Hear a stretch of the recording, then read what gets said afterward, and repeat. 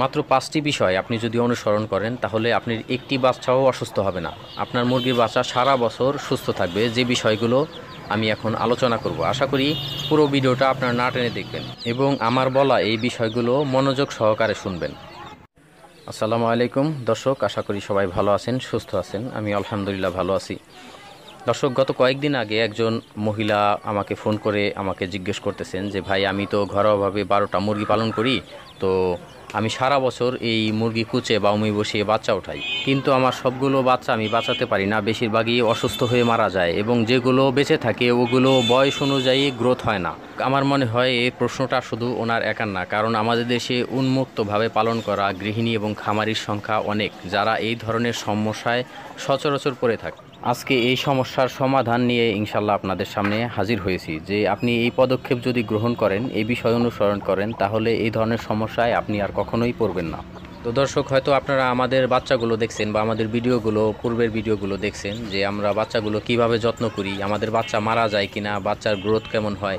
এই বিষয়ে আলহামদুলিল্লাহ আমার ওয়াইফ যে মুরগিগুলো উন্মুক্তভাবে পালন করে সেই বিষয়ে অনেক ভিডিও আমার ইতিমধ্যে দেওয়া হয়েছে। কারণ হলো এই ধরনের ভিডিওর চাহিদা অনেক বেশি, অনেকেই আমাকে ফোন করে এই ধরনের ভিডিও বানাতে বলেছেন। যাই হোক দর্শক, আসুন এখন আমরা মূল আলোচনায় চলে আসি।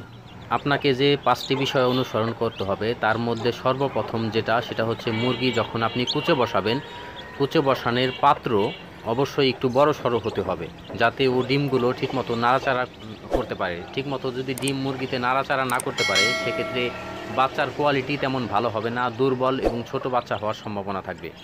এবং মুরগির সাইজ অনুযায়ী নির্দিষ্ট পরিমাণ ডিম বসাবেন, যাতে ডিমগুলো সবগুলো কুচের সময় ও ওর নিচে নিতে পারে। তারপরে যখন বাচ্চা উঠে বের হয়, আমরা অনেক সময় দেখি অনেকে বেশি পরিমাণে বাচ্চা ফুটিয়ে ফেলে, যার কারণে যখন একটু ঠান্ডা বা বৃষ্টি আবহাওয়া থাকে ওই সময় সবগুলো বাচ্চা ওই মুরগির নিচে নিতে পারে না, কিছু বাচ্চা বাহিরে থেকে যায়। তখন কি হয়, বাহিরে যে বাচ্চাগুলো থাকে সেই বাচ্চাগুলো ঠান্ডা লেগে নানান ধরনের সমস্যা হয় এবং বাচ্চাগুলো অসুস্থ হয়ে পরবর্তীতে মারা যায়। 2 নম্বর যে বিষয়টা আপনাকে অনুসরণ করতে হবে সেটা হচ্ছে বাচ্চা সবগুলো ফোটার কমপক্ষে 24 ঘন্টা পরে বাচ্চা বাহিরে বের করা যাবে, এর আগে কখনোই বের করা যাবে না। আর এই বিষয়ে পূর্বে আমার কয়েকটা ভিডিওতে খুব ভালোভাবে বোঝানো আছে, আপনারা চাইলে সেই ভিডিওগুলো দেখে নিতে পারেন। তারপরেও বোঝার সুবিধার্থে আমি এই বিষয়গুলো সংক্ষেপে বলে যাওয়ার চেষ্টা করতেছি। আশা করি সবগুলো বিষয় যদি আপনি মনোযোগ সহকারে শুনেন, তাহলে আপনার আর একটি বাচ্চাও অসুস্থ হয়ে মারা যাবে না, সারা বছর ইনশাল্লাহ আপনার বাচ্চা সুস্থ থাকবে। তো এই একটা সমস্যা যদি আপনি সমাধান করতে পারেন, আপনার যদি মুরগির বাচ্চা মারা না যায়, অসুস্থ না হয়, তাহলে আপনি 8 থেকে 10টা মুরগি পালন করেও সারা বছর মানে প্রতি মাসে খুব ভালো একটা ইনকাম করতে পারবেন। আমার একটা ধারণা, আমি বাস্তব যেটা দেখতেছি বা করতেছি, আমার ওয়াইফ যেগুলো করতেছে, এই বাচ্চা থেকে মান্থলি ও ভালো টাকা ইনকাম করতেছে। যে বিষয়টাও আমি আপনাদের পূর্বে জানিয়েছি, আমি আমাদের বাস্তব অভিজ্ঞতাগুলোই আপনাদের কাছে শেয়ার করি, যাতে আপনারাও উপকৃত হতে পারেন। এখন 24 ঘন্টা পরে যখন আপনি মুরগি এবং মুরগির বাচ্চা বের করবেন, তখন প্রথম 3 থেকে 4 ঘন্টা লেবু এবং চিনি মিশ্রিত পানি খাওয়াবেন, যাতে ওর ওই শ্বাসনালীটা বা খাদ্যনালীটা পুরোপুরি ভেজে যায় এবং ভিটামিন সির ঘাটতি পূরণ হয়। তারপরে আপনাকে যে খাবারটা খাওয়াতে হবে সেটা হলো সোনালি স্টার্টার ফিড। এগুলো বাজারে কিনতে পাওয়া যায় রেডি ফিড, অবশ্যই ভালো মানেরটা খাওয়াবেন, নর্মাল কোনো লোকাল কোনো কোম্পানির ফিড খাওয়াবেন না। আর এই রেডি ফিড আপনার খাওয়াতে হবে এই 1 দিন থেকে শুরু করে কমপক্ষে 1 মাস পর্যন্ত। এর আগে কোনোভাবেই বন্ধ করবেন না, তাহলে দেখবেন ওর বয়স অনুযায়ী 1 মাসের মধ্যে ও ভালো একটা গ্রোথে চলে আসছে, অনেক বড় হয়ে গেছে। আপনি পাশাপাশি অল্প কিছু দেশীয় খাবার খাওয়াতে পারেন, কিন্তু পরিমাণে খাওয়ানো যাবে না, অল্প অল্প করে খাওয়াতে হবে। এছাড়া প্রাকৃতিক যে খাবারগুলো আছে পোকামাকড়, ওগুলি ও যত পারে খাক, তাতে কোনো বাধা নাই, সমস্যা নাই, কিন্তু অবশ্যই 1 মাস পর্যন্ত ভালো মানের সোনালি স্টার্টার ফিড খাওয়াবেন। আপনি চাইলে ব্রয়লার স্টার্টার ফিডও খাওয়াতে পারেন, কোনো সমস্যা নাই, যেটা আপনার সুবিধা হয় এবং আপনি হাতের কাছে পান। 3 নম্বরে যে বিষয়টা আপনাকে অনুসরণ করতে হবে সেটা হচ্ছে মুরগি এবং মুরগির বাচ্চার জন্য নিরাপদ বাসস্থান ব্যবস্থা করতে হবে, যেখানে কোনো রকম পোকামাকড়, পিঁপড়া, এছাড়া বন্যপ্রাণী, এছাড়া অন্য কোনো মোরগ বা মুরগি দ্বারা বাচ্চা এবং মুরগি আক্রান্ত না হয়। অন্য মোরগ মুরগি যদি বাচ্চা এবং মুরগিকে ঠোকরায় সেক্ষেত্রে বাচ্চা কিন্তু অনেক ভয় পাবে, আর বাচ্চা যদি ভয় পায় তাহলে কিন্তু বাচ্চা ঠিকমতো খাবে না, আর ঠিকমতো না খেলে কিন্তু বাচ্চা বড় হবে না, অসুস্থ হওয়ার সম্ভাবনা বেশি থাকবে। এই জন্য অবশ্যই মুরগি এবং বাচ্চার জন্য নিরাপদ বাসস্থান ব্যবস্থা করবেন। যদি সম্ভব হয় মুরগি এবং মুরগির বাচ্চার জন্য সেপারেট একটা জায়গা রাখবেন, যাতে অন্য মোরগ মুরগি দ্বারা আক্রান্ত না হতে পারে। 4 নম্বরে যে বিষয়টা, সেই বিষয়টা খুবই গুরুত্বপূর্ণ। সেটা হচ্ছে আমাদের দেশে প্রায় 7-8টা মাস প্রচুর পরিমাণে বৃষ্টি হয়। অনেক সময় অনেক বৃষ্টি নামে, অনেক সময় অল্প অল্প বৃষ্টি নামে। এই আপনার ফোটানো বাচ্চা যেন কোনোভাবেই বৃষ্টিতে না ভিজে, সেই বিষয়টা আপনাকে লক্ষ্য রাখতে হবে। বাচ্চাকে বৃষ্টিতে ভিজতে দেওয়া যাবে না।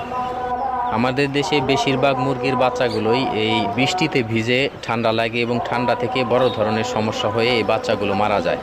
অবশ্যই এই বিষয়টা খেয়াল করবেন। যদি বৃষ্টি হওয়ার সম্ভাবনা থাকে তাহলে বাচ্চাগুলো নিরাপদ জায়গায় নিয়ে যাবেন, এবং যদি কোনো রকমে বৃষ্টিতে ভিজে যায় সেক্ষেত্রে অবশ্যই ঠান্ডার জন্য বাজারে যে মেডিসিনগুলো কিনতে পাওয়া যায় ওগুলি আপনারা ভেটেরিনারি দোকানে পাবেন। ঠান্ডার বিভিন্ন কোম্পানির বিভিন্ন নামে ওষুধ পাওয়া যায়, ওগুলো আপনি কমপক্ষে 3 দিন খাওয়াবেন। 5 নম্বরে যে বিষয়টা আপনাকে অনুসরণ করতে হবে সেটা হচ্ছে মুরগি এবং মুরগির বাচ্চাকে নিয়মিত ভ্যাকসিন প্রয়োগ করতে হবে। এই ভ্যাকসিনের বিষয়েও আমাদের ইতিপূর্বে কয়েকটা ভিডিও আপলোড করা আছে, আপনি চাইলে সেগুলো দেখে নিতে পারেন। তারপরও আপনাদের বোঝার সুবিধার্থে আমি সংক্ষেপে বলে যাচ্ছি। অন্য কোনো ভ্যাকসিন দেন বা না দেন তাতে কোনো সমস্যা নাই, কিন্তু আপনাকে অবশ্যই রানীক্ষেত এর ভ্যাকসিনটা কন্টিনিউ দিয়ে যেতে হবে।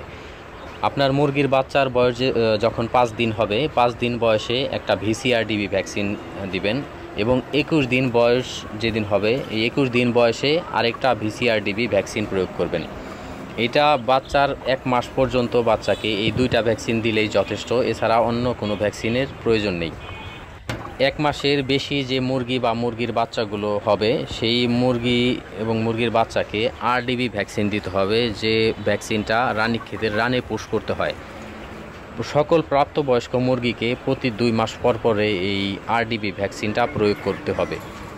আপনারা জানেন হয়তো বছরে কিছু নির্দিষ্ট সময়ে এই ধরনের রোগটা বেশি হয়, কিন্তু আপনাকে সারা বছর এই ভ্যাকসিন বাচ্চা এবং মুরগিকে প্রয়োগ করে যেতে হবে। যদি আপনার মুরগি এবং মুরগির বাচ্চা সুস্থ রাখতে চান তাহলে ভ্যাকসিনের কোনো বিকল্প নেই। সর্বশেষ 6 নম্বরে যে বিষয়টা আপনাকে অনুসরণ করতে হবে সেই বিষয়টা হচ্ছে মুরগি এবং মুরগির বাচ্চাকে নিয়মিত ভিটামিন, মাল্টিভিটামিন খাওয়াতে হবে। আমরা অনেক সময় খেয়াল করি যে মুরগির বাচ্চা ফুটে যখন বের হয় 2-3 দিন বয়স হয়, তারপরে কিছু বাচ্চা প্যারালাইজড হয়ে যায়, হাত পা ছড়িয়ে এদিক ওদিক করে বসে থাকে এবং পরবর্তীতে বাচ্চা অসুস্থ হয়ে মারা যায়। তো এই ধরনের প্যারালাইজড রোগ যেন না হয় এই জন্য বাজারে কিছু ভিটামিন কিনতে পাওয়া যায়, যে ভিটামিনগুলো আপনি প্রথম 2-3 দিন খাওয়ালে এই ধরনের প্যারালাইজড হওয়ার সম্ভাবনা থাকবে না। যাই হোক দর্শক, যে 6টা বিষয় আমি আপনাদের কাছে শেয়ার করলাম, এই 6টা বিষয় যদি আপনি অনুসরণ করেন তাহলে আপনার একটি বাচ্চাও ইনশাল্লাহ অসুস্থ হবে না এবং মারা যাবে না। আপনি সারা বছর বাচ্চা ফোটাতে পারবেন এবং বিক্রয় করতে পারবেন। আর এই বিষয়ে যদি আরও কোনো প্রশ্ন আপনাদের থাকে তাহলে ভিডিওর কমেন্টে গিয়ে আমাদের প্রশ্ন করলে আমরা উত্তর দেওয়ার চেষ্টা করব। এছাড়া স্ক্রিনে বা ডিসক্রিপশনে দেওয়া নাম্বারেও আমাদের সাথে যোগাযোগ করতে পারেন।